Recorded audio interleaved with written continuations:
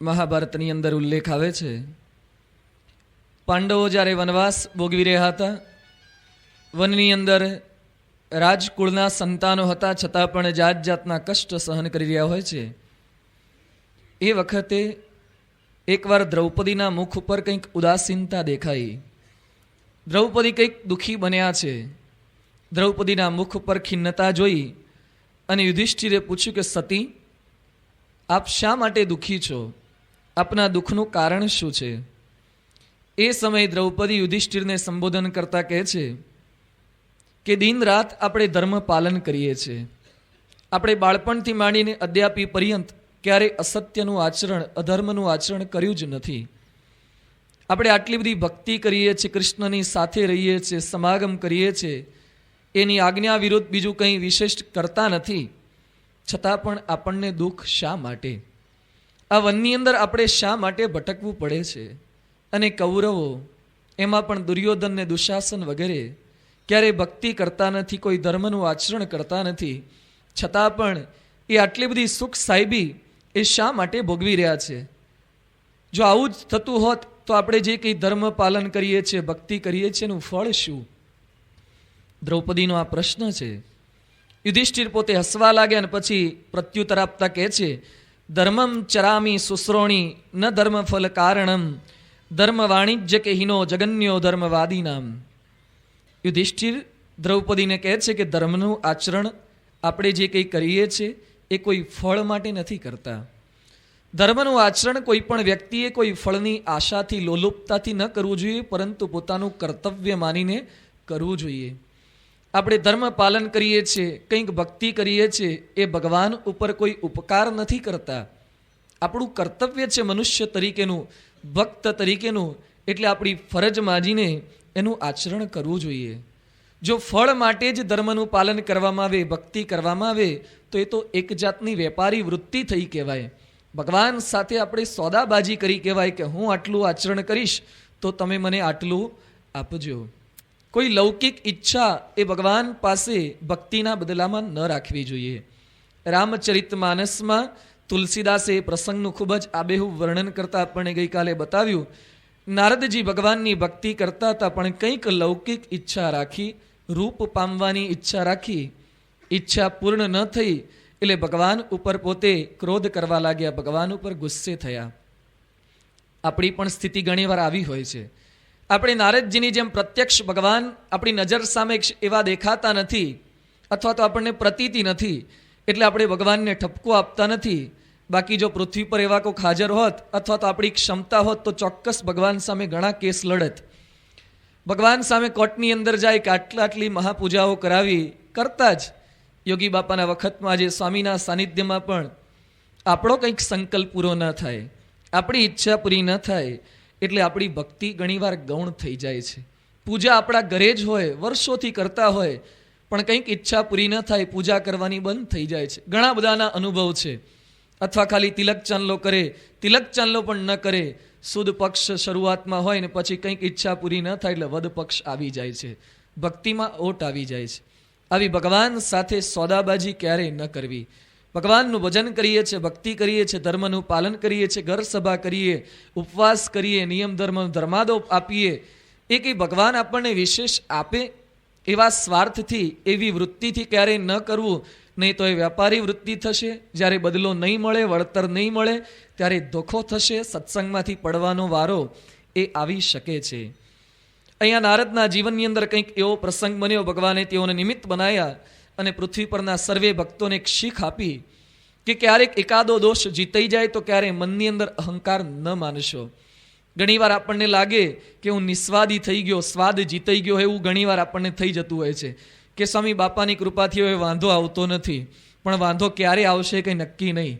કંઈક સારી આઈટમ આવી જાય ને આપણાની અંદર જો ઉછાળા મારવાનું મન થાય, કંઈક સહેજ ઝઘડો થઈ જાય, કંઈ નક્કી નથી ક્યારે સ્વાદ પ્રગટે, ક્યારે ક્રોધ પ્રગટે, ક્યારે માન પ્રગટે.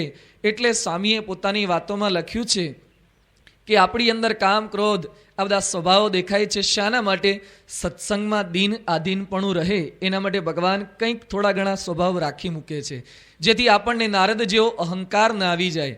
ભગવાનને સંત આગળ આપણે દીન ભાવ હંમેશા રહ્યા કરે, કે આટલી બધી ભક્તિ કરું છું, પરંતુ મારા દોષ ટાળવાના તો હજી બાકી છે. ક્યાં મહારાજ અને ક્યાં હું? આવી દીન ભાવના સતત આપણને રહ્યા કરે, એના માટે કંઈક દોષ આપણને રાખે છે. અહીંયા નારદજીને એવું નિમિત્ત ઊભું કરી અને ભગવાન સમગ્ર ભક્ત સમાજને એવો બોધ આપી રહ્યા છે. ભગવાન નારદજીનો શાપ એ પોતે અંગીકાર કરે છે, રામા અવતાર ગ્રહણ કરવા માટે પોતે વચનબદ્ધ થાય છે. બીજું નિમિત્ત શિવજી એ પાર્વતીને જણાવે છે કે મનુ પોતે રાજા થઈ ગયા. તેઓના પત્નીનું નામ હતું શતરૂપા. શતરૂપા તેઓના પત્ની હતા. મનુએ પોતે સંકલ્પ કર્યો, તેઓની ઉંમર થતાં પત્નીને વાત કરે છે કે આપણે ખરેખર 51 વર્ષ થઈ ગયા, વાનપ્રસ્થાશ્રમ સ્વીકારવો જોઈએ, ત્યાર પછી સંન્યાસ આશ્રમ સ્વીકારવાનો છે. આપણા દીકરા પણ મોટા થયા છે, ઉત્તાનપાદ. એ ઉત્તાનપાદને આપણે ગાદી સોંપી દઈએ, પ્રિયવ્રતને યુવરાજ બનાવી દઈએ અને આપણે બંને વનની અંદર ચાલ્યા જઈએ. મનુ અને શતરૂપા એ વનની અંદર સંસારનો ત્યાગ કરી, રાજગાદીનો ત્યાગ કરીને જંગલમાં તપ કરવા નીકળી ગયા છે. નૈમિષારણ્ય ક્ષેત્રની અંદર પધાર્યા. મંત્ર દીક્ષા તેઓએ ગ્રહણ કરી છે. ભારે તપ કરવા લાગ્યા છે. ખૂબ ભજનમાં એટલા બધા પ્રવૃત્ત બની ગયા છે કે ખાવા પીવાની કંઈ સુધ રહી નથી. દેહનું ભાન ભૂલાઈ ગયું છે અને ખરેખર એવું ભજન કરવા લાગ્યા કે વજન ઘટવા લાગ્યું. અને આ બરાબર 83 માંડી શકાય એવું છે. ખરેખર ભજન વધે ને તો વજન ઘટે. આપણું વજન કેમ વધે છે? દેહ માટે કંઈક સતત જાગૃતિ હોય છે. બાકી ભજનમાં જે માણસ લાગી ગયો હોય, અખંડ એને દેહની કંઈ સુદબુદ રહે નહીં, ખાવા પીવાના સમય ભૂલાઈ જાય. ભજન વધે એમ વજન ઘટે. ભગવાનમાં મન લાગી જાય પછી દેહની સુદબુદ રહે નહીં. ઘણીવાર તો ઘણા એકટાણા કરે, દાણાપાણામાં વજન વધતું હોય છે. કોણ જાણે કેવા વ્રત કરતા હશે, દાણાપાણામાં એકટાણામાં વજન વધે તો કંઈક આગુ પાછું ખાતા હશે, અથવા તો કંઈક રોજ કરતા રૂટીન કરતાં વધારે ખવાતું હોય તો કંઈક વજન વધે ને. સંસ્કૃતમાં એક ઉક્તિ છે, પીનો દેવદત્ત દીવા ન ભૂંકતે. એક દેવદત્ત નામે માણસ હતો અને વ્રત કરતો હતો. દિવસ દરમિયાન કંઈક દાણાપાણા જેવું કંઈક વ્રત ચાલુ હતું. દિવસ દરમિયાન કંઈક ખાય નહીં, છતાં પણ કોણ જાણે એનું વજન વધે. એનું વિશેષણ લખ્યું છે પીનો દેવદત્ત. પીનો દેવદત્ત દીવા ન ભૂંકતે. જાડિયો દેવદત્ત આખો દિવસ કંઈ ખાતો નથી. આખો દિવસ ખાતો નથી પણ રાતે પછી પાછું વળીને જોતો નથી. આ પ્રકારની વૃત્તિ હોય. દિવસ દરમિયાન ખાઈ નહીં, પછી રોજાની પૂર્ણાહુતિ થાય અને પછી રાત્રે જાણે બધાએ ભેગા બેસીને જમવાનું હોય, પછી શું બાકી રહે? તપ તો કરવાનું છે, સાથે સાથે એ દેહની સુદબુદ બોલાવી ભગવાનની અંદર સાચી વૃત્તિ લાગે. અહીંયા મનુ અને શતરૂપા એ ખરેખર ભગવાનની અંદર એવી વૃત્તિ લગાવી છે, દેહની સુદબુદ એ તેઓને કાંઈ જ રહી નથી. તે સમયે આકાશવાણી થાય છે કે ભગવાન તમને દર્શન દેશે. બંને જણા આગ્રહ સેવે છે કે પ્રત્યક્ષ ભગવાન એમને દર્શન આપે એવું કંઈક કરો.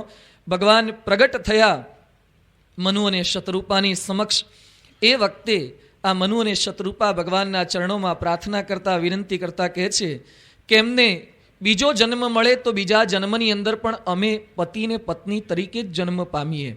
બીજા જન્મની અંદર અમારી આ જોડી એ યથાવત રહે. ભગવાન કહે છે રહેશે. મનુ ને શતરૂપા કહે છે એ તો છે જ, પરંતુ વિશેષ માગણી અમે એ કરીએ છીએ કે અમારા ત્યાં સંતાનનો જન્મ થાય. એ સંતાન બીજું કોઈ નહીં પણ પ્રભુ આપ સ્વયં અમારા ઘરે પુત્ર બનીને અવતરો. કેટલી અદ્ભુત માગણી એ ભગવાનના ભક્તો કરી રહ્યા છે. અને એવી ભક્તિ હતી કે ભગવાન પોતે વચનબદ્ધ થાય છે કે હું ચોક્કસ તમારા ઘરે એ પુત્ર રૂપે અવતાર ધારણ કરીશ. કેટલું મોટું સૌભાગ્ય કહેવાય કે આપણા ઘરે સાક્ષાત ભગવાન માતા આપણને બનાવે, પિતા બનાવે, આપણા ઘરે પુત્ર રૂપે જન્મ ધારણ કરે. આવી ભક્તિ હોય તો શક્ય બને છે. જાળિયા ગામ છે, એ જાળિયા ગામના આપણા હીરાભાઈ સન્નિષ્ઠ હરિભક્ત મહારાજના વખતના તેઓના માતા એ પણ એવા જ ભક્તિભાવવાળા હતા. મહારાજ અવારનવાર તેઓના ત્યાં પધારતા. એકવાર આ હીરાબાઈની માતાને પણ સંકલ્પ થયો, મનુને શતરૂપા જેવો. એને સંકલ્પ થયો કે ભગવાન શ્રીજી મહારાજ અહીંયા આવે છે, એ મારા બેટા દીકરા બને તો કેવું, અને મારે એમને બેટા દીકરા થઈને કહીને બોલાવા છે. આવો મનની અંદર સંકલ્પ કરે, પણ પૂર્ણ પુરુષોત્તમ નારાયણને બેટા કે દીકરા એમ ક્યાંથી કહી શકાય જેના હજારો લાખો ભક્તો હોય. મનમાં આવો સંકલ્પ તો મહારાજ પોતે જાણી ગયા. હીરાબાઈના માતુશ્રી પાસે ગયા અને પછી કહે છે કે માડી તમે મને બેટા કહીને બોલાવો ને. એ કહે છે મહારાજ આપ તો પૂર્ણ પુરુષોત્તમ નારાયણ છો, આપને એવું કેમ મારાથી સંબોધન કરાય? ના કે મને દીકરા કહીને બોલાવો, મને બેટા કહો. એ વખતે પેલા માજી ના પાડે છે કે ના, હું આવો અવિવેક ન કરી શકું. તો કે મનમાં સંકલ્પ કેમ કરતા હતા? મનમાં સંકલ્પ તો કરતા હતા, હવે દીકરા કહીને બોલાવો. પેલા બાઈ ના પાડે છે, બિચારા મર્યાદા સાચવવા જાય છે. મહારાજ કે જો મને બેટા દીકરા કંઈ નહીં બોલાવો તો હું તમારા ઘરે નહીં રહું, ઘર છોડીને ચાલ્યો જઈશ. કે ભલે જાઓ, પણ હું આવો અવિવેક ન કરી શકું. મનમાં સંકલ્પ હતો પરંતુ કહી નહોતા શકતા. મહારાજ એઓના ઘરથી બહાર નીકળ્યા, ગામની બહાર જતા હતા. એક જમાદાર સામો મળ્યો. જમાદારે પૂછ્યું, સ્વામિનારાયણ ક્યાં નીકળ્યા? એ કે બસ કે આ ગામમાં રહેવું તું, પણ પેલી હીરાબાઈની માતાએ મને બેટા દીકરા કહીને બોલાવતી નથી. એ કે ચાલો હું હમણાં વિનંતી કરું છું.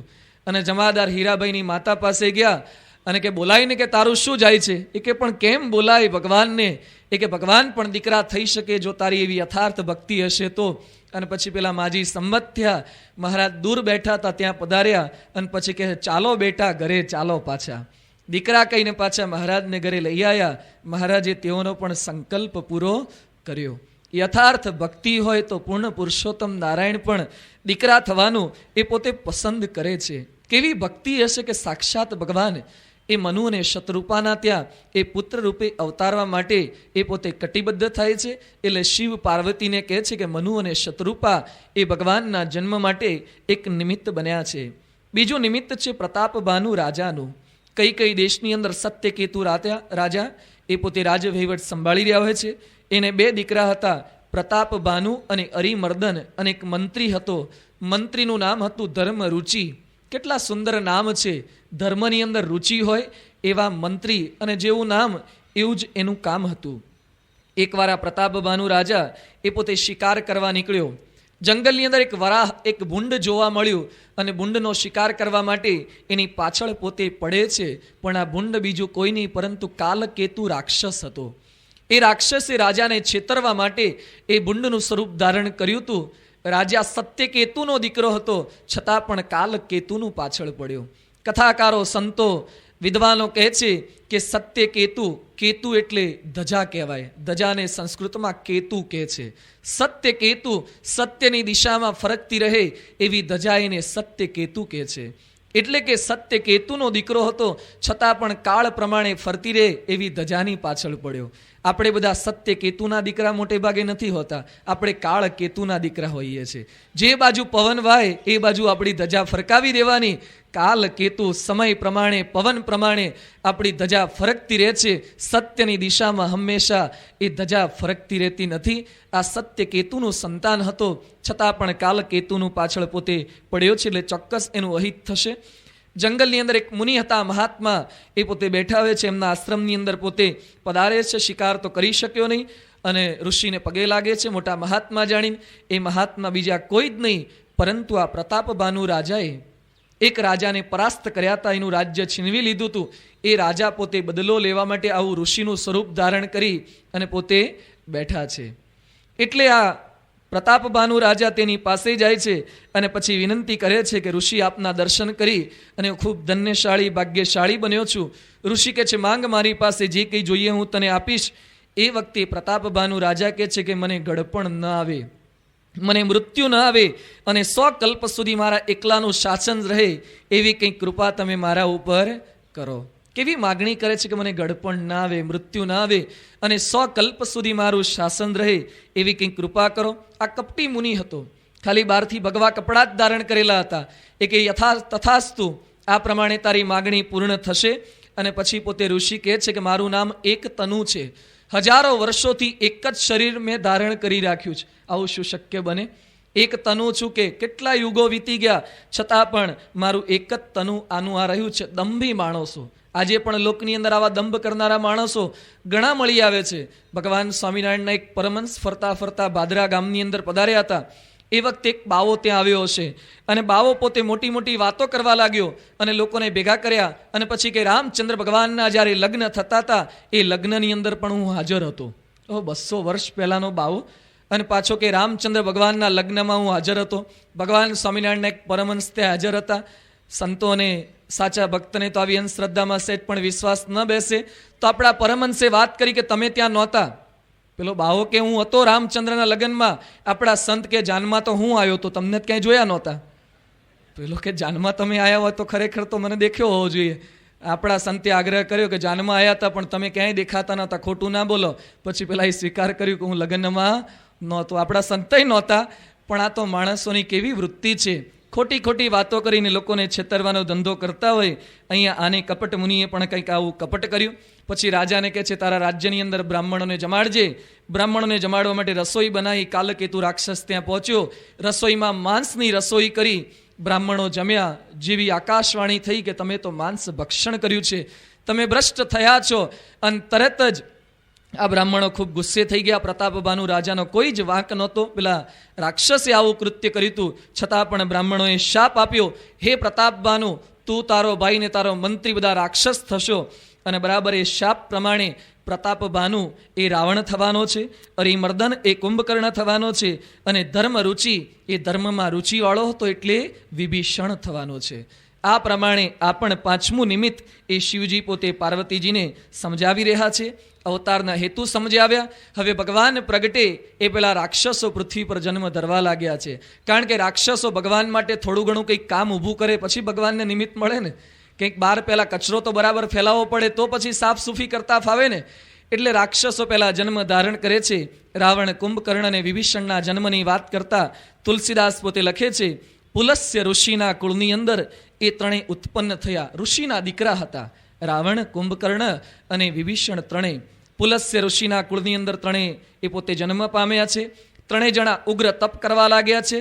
ખૂબ જ તપ કર્યું, આકરી તપશ્ચર્યા કરી. બ્રહ્માજી પોતે પ્રસન્ન થયા અને રાવણે પોતે વરદાનની માગણી કરી. તુલસીદાસ લખે છે, રાવણ શું માગણી કરે છે? કરી બીનતી પદ ગહી દસ સીસા, બોલેવું વચન સુનહું જગદીસા. હમ કાહું કે મરહી ન મારે, બાનર મનુજ જાતિ દુઈ બારે. હમ કાહું કે મરહી ન મારે, બાનર મનુજ જાતિ દુઈ બારે.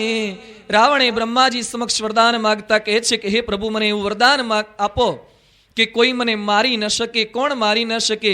વાનર અને મનુષ્ય સિવાય કોઈ મને મારી ન શકે. અરે પ્રસન્ન થયા છે તો એમ માગી લેવું જોઈએ ને કે કોઈ જ મને મારી ન શકે.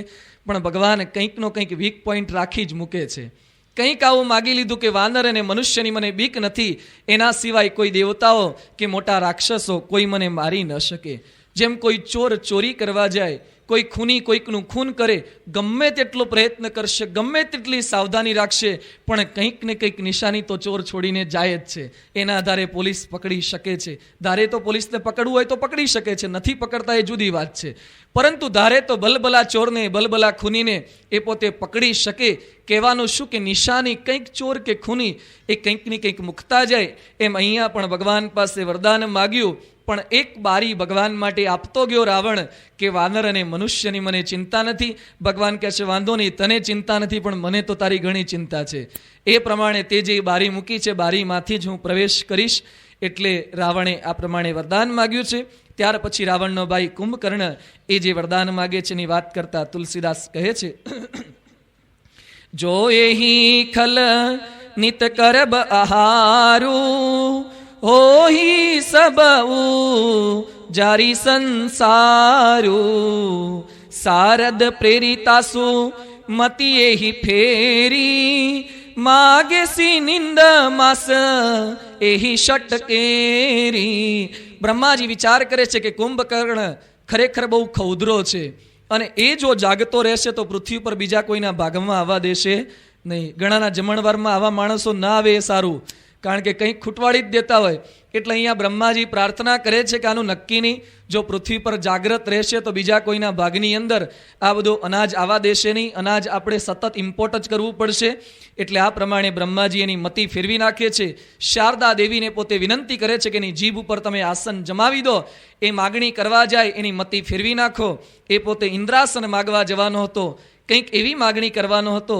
શારદ પ્રેરી તાસુમતી ફેરી, માગે છે નિંદ માસ ષટકેરી. 6 મહિનાની ઊંઘ માગી લીધી. ઇન્દ્રાસનને બદલે નિંદ્રાસન માગી લીધું. નિંદ્રાની માગણી ભગવાને એને પણ બરાબર આ પ્રમાણે એની ઈચ્છા પ્રમાણે વરદાન આપી લીધું છે. ત્યાર પછી વિભીષણ વરદાન માગે છે. એની વાત કરતા કહે છે, ગભે વિભીષણ પાસ પુની, કહે હું પુત્ર બર માગું, તેહી માગે હું ભગવંત પદ કમલ અમલ અનુરાગુ.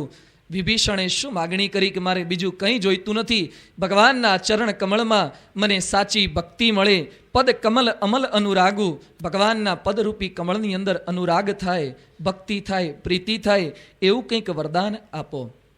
એક જ બાપના 3 દીકરા હતા, છતાં પણ વરદાનમાં કેટલા ભેદ પડી જાય છે. જેમ એક જ જમીનની અંદર આંબો વાયેલો હોય, લીમડો વાયેલો હોય ને બાવળ પણ વાયેલું હોય. આંબો સુંદર ફળ આપે, લીમડો એ કડવો હોય છે અને બાવળ એ તો શૂળો આપે છે. જમીન એક છે, એક સરખું પાણીનું સિંચન થાય, છતાં પણ ભેદ કેમ પડી જાય છે? કારણ કે એના બીજની અંદર ફરક છે. દૈવી ને આસુરી 2 પ્રકારના જીવો આ જગતની અંદર છે. એક ઋષિના દીકરા છે, છતાં પણ વરદાનની માગણીમાં જીવનની અંદર પણ ઘણો ભેદ પડી જાય છે. અહીંયા આ પ્રમાણે 3 વરદાન માગ્યું, બ્રહ્માએ તથાસ્તુ કહ્યું. પછી ખૂબ આનંદની અંદર બધા રાવણ, કુંભકર્ણ, વિભીષણ આવી ગયા છે. રાવણના લગ્ન મયદાનવની પુત્રી એ મંદોદરી સાથે થયા છે.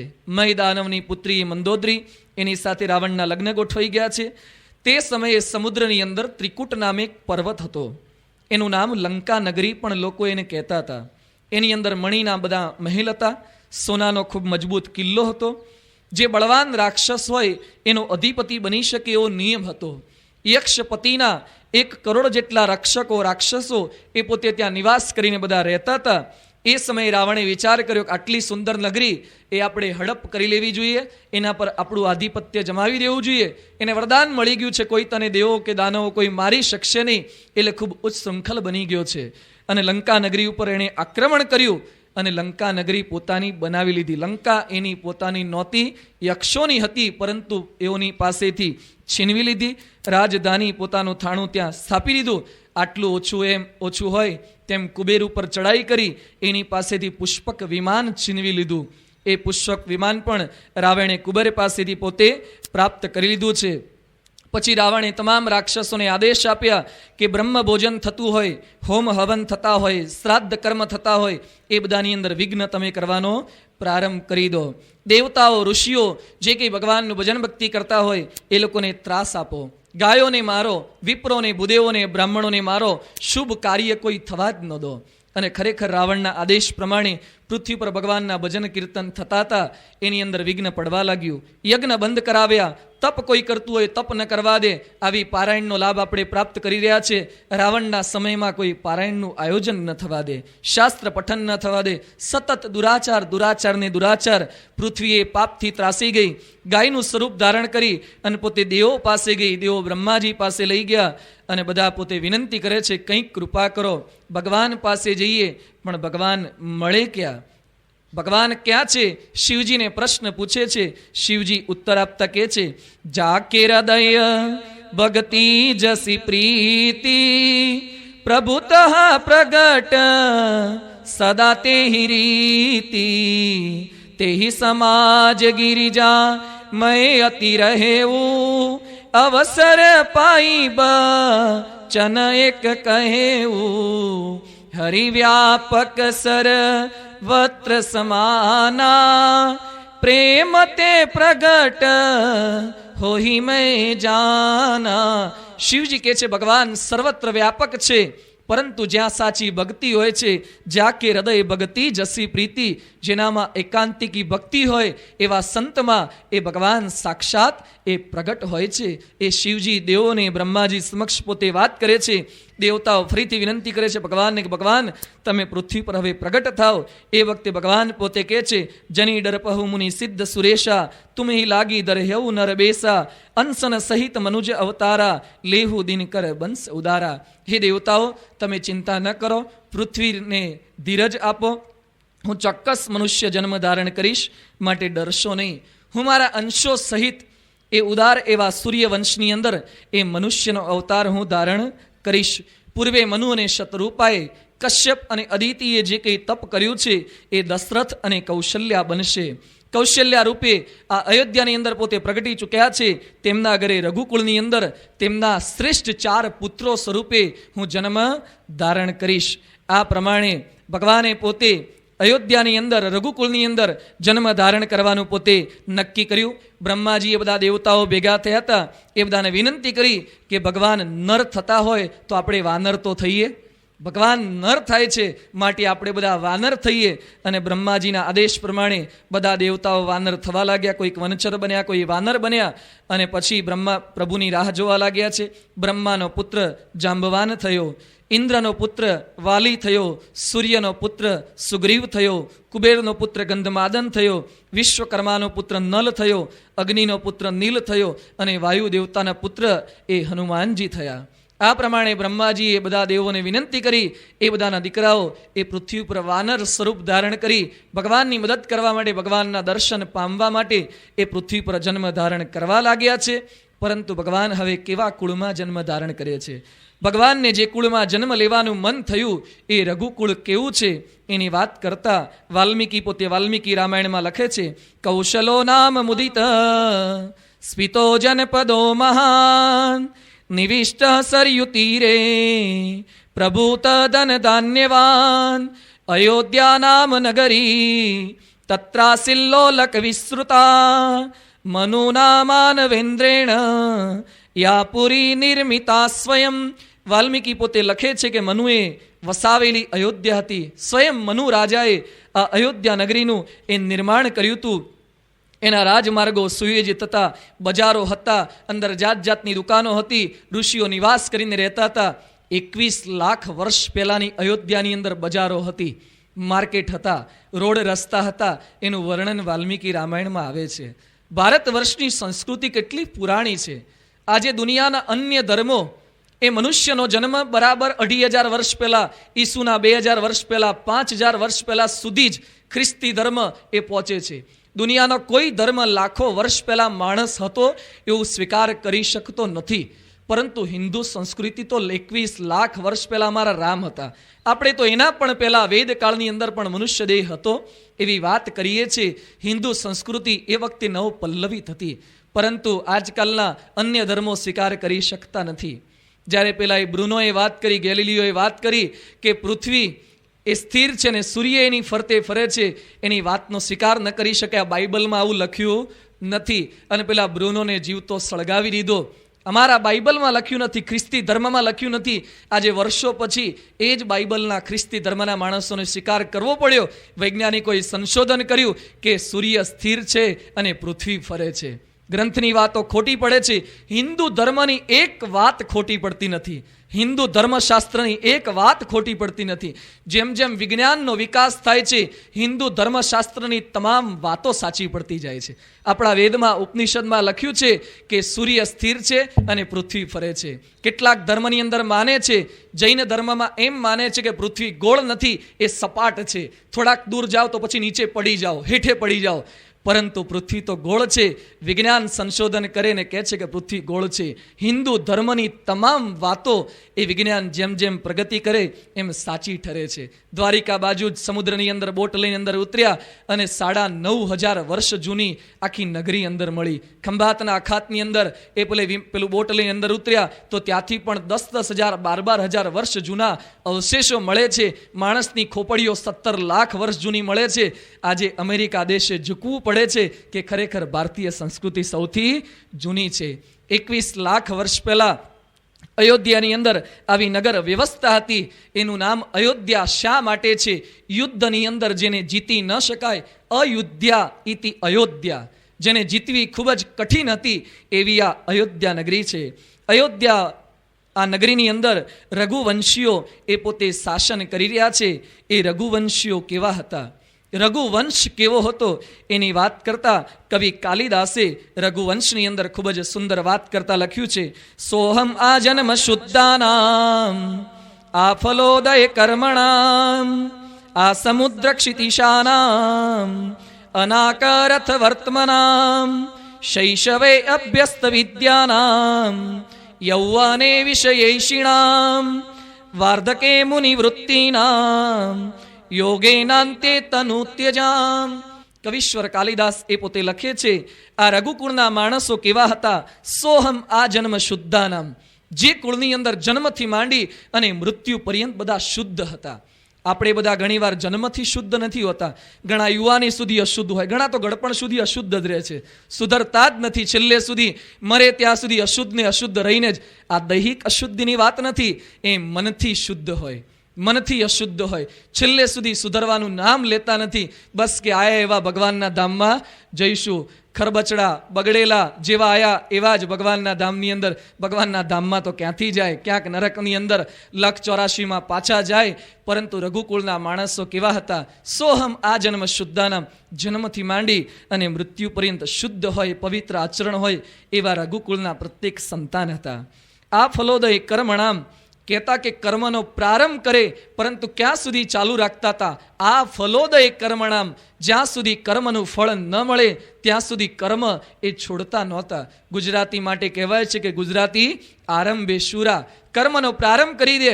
1 મહિનો પારણમાં જવું છે, 5-10 દાડા થાય ને પછી કે બહુ થયું, હવે તો બંધ કરીએ. આરંભે શુરા, શરૂઆતમાં બહુ આનંદ આવે. 1 મહિના સુધી સતત જે ટકાવી રાખવું, આપણે રઘુકુળમાંથી કંઈક શીખીએ. આ ફલોદય કર્મણામ 1 માસ સુધી 1 દિવસ ચૂકવો નથી, ત્યારે રઘુકુળની અંદર આપણે આવ્યા કંઈક કહેવાય. આ ફલોદય કર્મણામ સતત એકવાર આરંભ કર્યો, પ્રારંભ કર્યો. જે પૂજાનો પ્રારંભ કર્યો જિંદગીના અંત સુધી મૂકી ન શકાય.